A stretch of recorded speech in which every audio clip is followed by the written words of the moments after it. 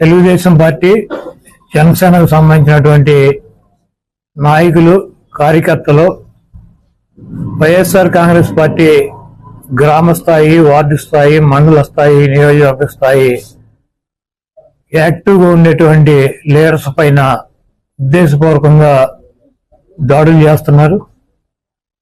అదేవిధంగా వాళ్ళ ఇళ్ళకెళ్ళి ఇళ్ళు పగలు కొడతాం, కార్లు పగలు కొడతాం, అర్ధరాత్రులు వెళ్ళి వైఎస్ఆర్ కాంగ్రెస్ పార్టీ శ్రేణుల్ని భయపెట్టాలి, ఈ వైఎస్ఆర్ కాంగ్రెస్ పార్టీని డిస్టేజింగ్ చేయాలని చెప్పి పెద్ద ఎత్తున ప్రయత్నాలు చేస్తున్నారు. వాటిల్లో కొన్ని చోట్లయితే ఫిజికల్ గా వ్యక్తుల మీద దాడులు చేయటం, కాళ్ళు కొడతాం, చేతులు కొడతాం, తల్ల బాగలు కొడతాం. అదేవిధంగా ఈ గ్రామాల్లో కానీ ఇక్కడ కానీ మీరు ఉండకూడదని చెప్పి వార్నింగ్లు ఇవ్వటం అనేక రకాలుగా చేస్తున్నారు. వీటికి ప్రత్యక్ష సాక్షులు పోలీసులు దగ్గర ఉండి వాళ్ళు కొడతాంటే వీళ్ళు చూస్తూ నిలబడి ఎంజాయ్ చేస్తున్నారు.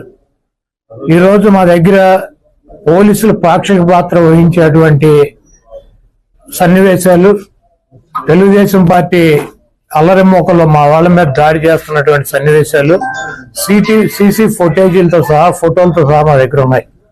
మేము ఎస్పీ గారికి కానీ లేదా లోకల్ ఉన్నటువంటి పోలీస్ స్టేషన్ లో కానీ కంప్లైంట్ ఇచ్చినా, ఒకవేళ మాకు ముందు సమాచారం ఉండి ఇలా గొడవ జరిగేటువంటి పరిస్థితి ఉందని చెప్పినా కూడా వాళ్ళు వచ్చి ప్రేక్షక పాత్ర వహించడం, అదేవిధంగా ఎటువంటి కేసులు కూడా కట్టినటువంటి పరిస్థితి లేదు.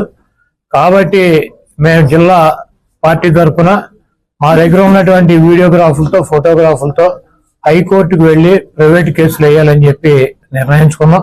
తప్పకుండా దాడులు చేసినటువంటి వాళ్లే కాదు, దాడులు చేస్తుంటే చూస్తున్నటువంటి పోలీసు వ్యవస్థ మీద కూడా కేసులు వేయటానికి సిద్ధంగా ఉన్నాం.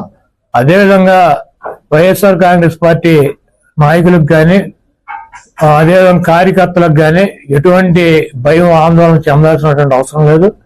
రేపు 2 రోజుల్లో జిల్లాలో ఉన్నటువంటి ముఖ్య నాయకులందరం కలిసి ప్రతి నియోజకవర్గానికి వెళ్లి దాడులు చేసినటువంటి వాళ్ళ ఇళ్లకెళ్లి ధైర్యం చెప్పేటువంటి కార్యక్రమం చేస్తాం.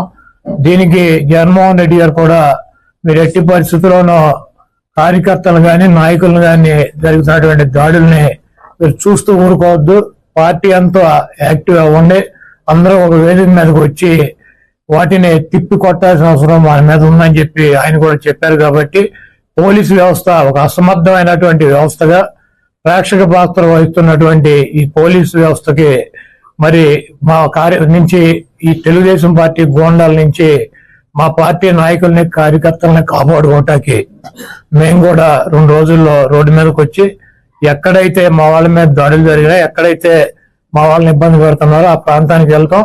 ఆ కాన్స్టిట్యున్సీకి కానీ, ఆ జిల్లాకు కానీ సంబంధించినటువంటి నాయకులందరూ కూడా పాల్గొంటారు. ఆ నియోజకవర్గంలో ఉన్నటువంటి లీడర్స్ కానీ, కార్యకర్తలు కూడా పాల్గొంటారు. తప్పకుండా లా అండ్ ఆర్డర్ ఇష్యూస్ కనుక వస్తే దానికి పోలీస్ వ్యవస్థే బాధ్యత వహించాలి.